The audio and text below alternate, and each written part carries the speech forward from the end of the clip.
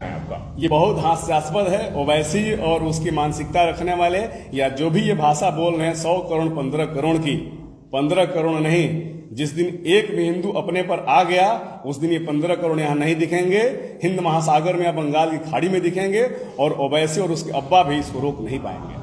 तो क्या आपको लगता है कि एनआरसी और सीए जैसा एनआरसी और सीए, अभी तो सीए लागू किया है, उस पर अपनी महिलाओं को, अपनी बहन बेटियों के सब सड़क पर उतारे हुए हैं। इन सबों को शर्म नहीं आती है? विरोध करना है तो तुम सीना खोल के आओ।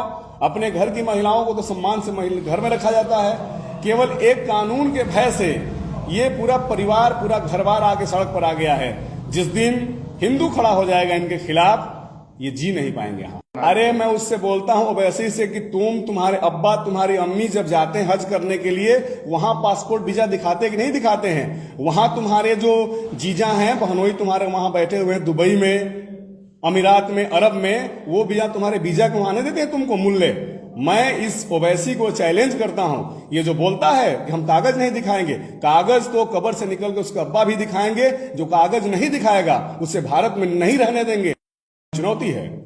ओवैसी और उसके पार्टी का जो भी ये बयान दिया है, मैं इन सबों को चुनौती देता हूं और मैं दावे के साथ कह रहा हूं कि ये सभी बुजदिलों की, डरपोकों की औलाद हैं।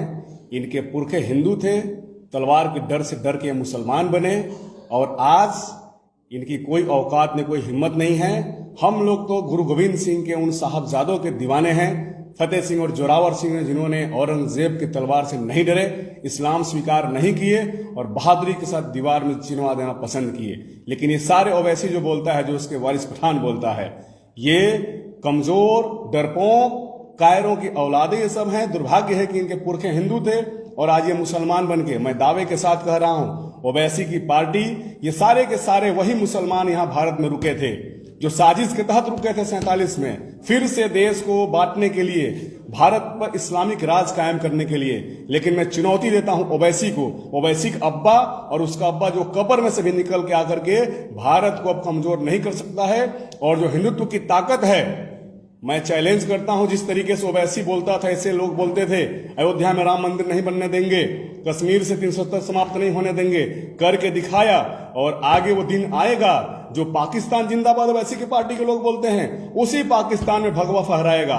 वो अफगानिस्तान जो हमारा था फिर हमारा होगा, वो बांग्लादेश जो हमारा था हमारा होगा, और हिंदुओं का राज बांग्लादेश में, पाकिस्तान में, अफगानिस्तान में कायम होगा।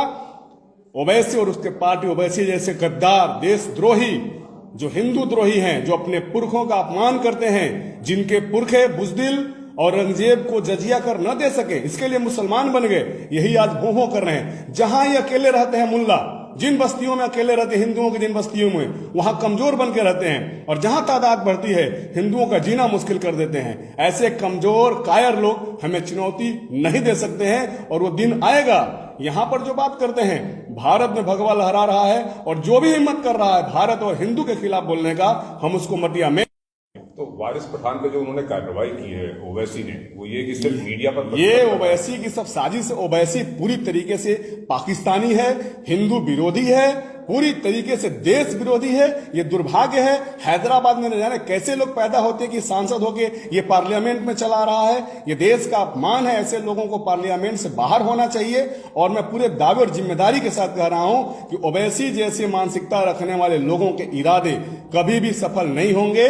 और आज भारतीय जनता पार्टी का जब तक भी एक भी कार्यकर्ता इस भारत की भूमि पर जीवित रहेगा, तब तक ओवैसी 15 करोड़ क्या, 50 करोड़ भी, पूरी दुनिया के सारे मुसलमान भी आकर के भारत को नहीं तोड़ सकते हैं और हिंदुओं को पराजित नहीं कर सकते हैं। हमने संकल्प लिया है, हमने ठाना है, बांग्लादेश, पाकिस्तान, अफगानिस्तान जो हमारा था, हिंदुओं का राज था, इन काफिरों के, ये बाबर की औलाद बोलते हैं अपने को, ये हिंदुओं की औलाद हैं।